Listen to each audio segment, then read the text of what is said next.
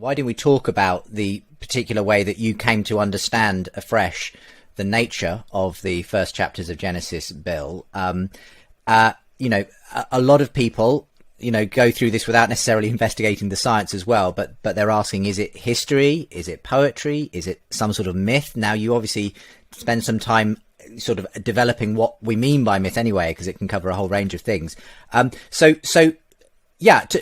What did you come to in the end? Just elaborate on this particular category that you described it as at the beginning of the show, and how you came to that conclusion.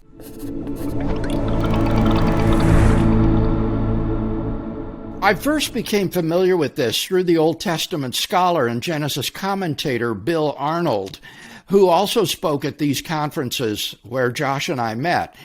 And I had never heard this approach to Genesis 1 to 11 before.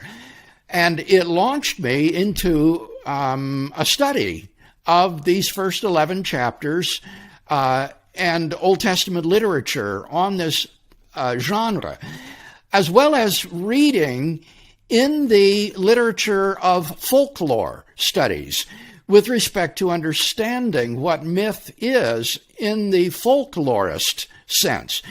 A myth, in the sense that the folklorist uses the word, does not mean a falsehood, like the myth of a low-calorie diet or the myth of the self-made man, the way we often use that word today.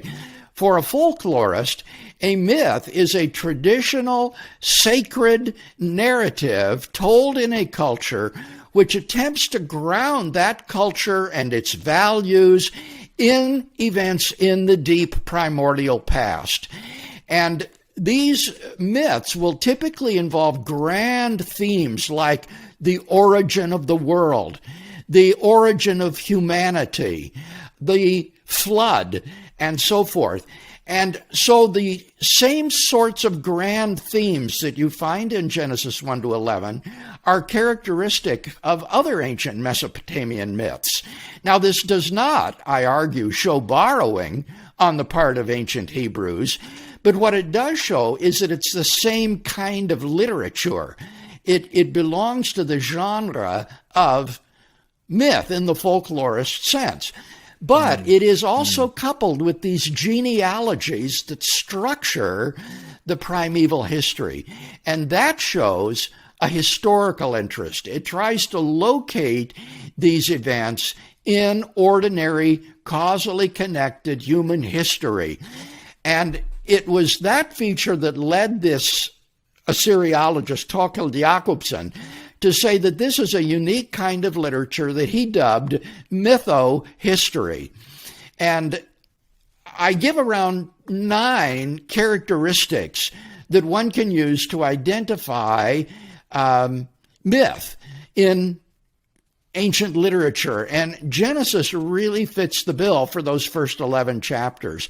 And so I think that a very plausible case can be made that this is the correct literary analysis. Interestingly enough, for your listeners, I think, this was an insight that C.S. Lewis had long ago. Lewis was a scholar of folklore and mythology, and he recognized this genre in the first 11 chapters of Genesis.